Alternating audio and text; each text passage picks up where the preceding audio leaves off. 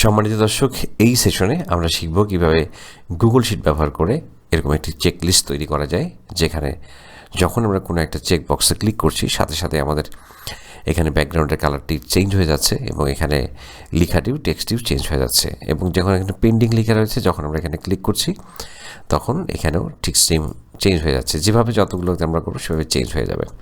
কতগুলো কাজ হলো, কতগুলো কাজ বাকি আছে, খুব সহজেই আমরা কোনো একটা কাজের এরকম করে চেকলিস্ট করতে পারি। এখানে যে মেসেজটি আমি সেট করেছি, এখানে আপনাদের প্রয়োজন মতো মেসেজ বা স্ট্যাটাস আপনারা লিখে দিলেই সেটি চেঞ্জ হয়ে যাবে, কালার চেঞ্জ হয়ে যাবে।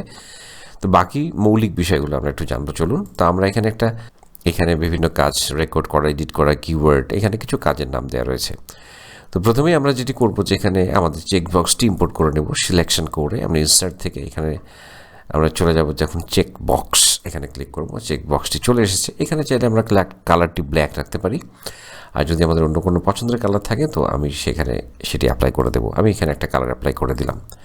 এখন আমরা এখানে এসে জাস্ট এখানে একটি ফাংশন ইউজ করব, ইফ ফাংশন, যে যদি ইফ আমাদের এই সেলের এখানে ব্ল্যাঙ্ক জায়গা আমি ক্লিক করছি, অর্থাৎ এই সেলের যখন আমরা চেক করব তার মানে হচ্ছে তখন এটার স্ট্যাটাসটা তখন ট্রু থাকবে।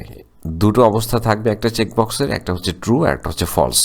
অর্থাৎ চিহ্ন যখন আমরা দেব তখন সেটি ট্রু হবে, আর যখন আনচেক অবস্থায় থাকবে তখন সেটি ফলস ভ্যালু থাকবে। তো আমরা এখানে সেটাই বলছি, যদি এইটা ট্রু হয়, এখানে আমরা লিখব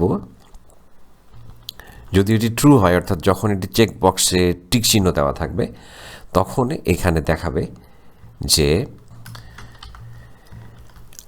এবং যখন এটি আনচেক থাকবে তখন এখানে দেখাবে পেন্ডিং।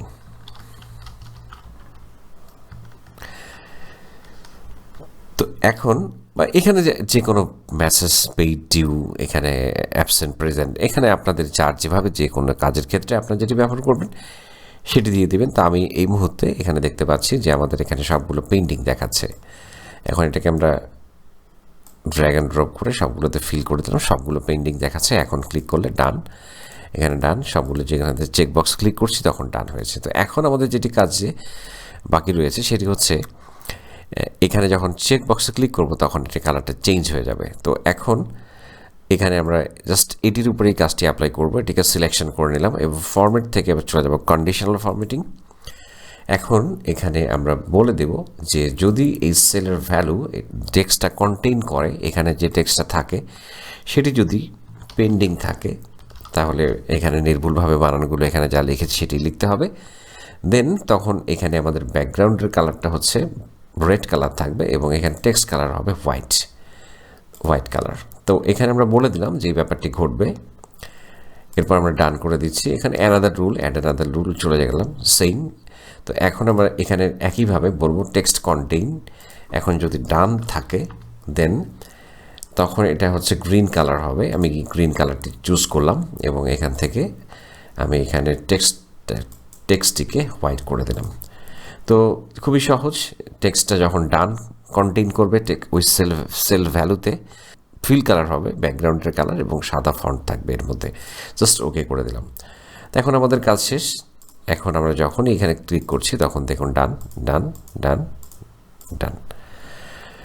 তো এই ছিল, খুবই সহজেই আমরা একটি কাজের চেকলিস্টগুলো এভাবে তৈরি করে রাখতে পারবো। দৈনন্দিন যাদের কাজের চাপ বেশি থাকে তারা আমরা এভাবে কাজগুলোর পেন্ডিং চেকলিস্ট তৈরি করে রাখতে পারি।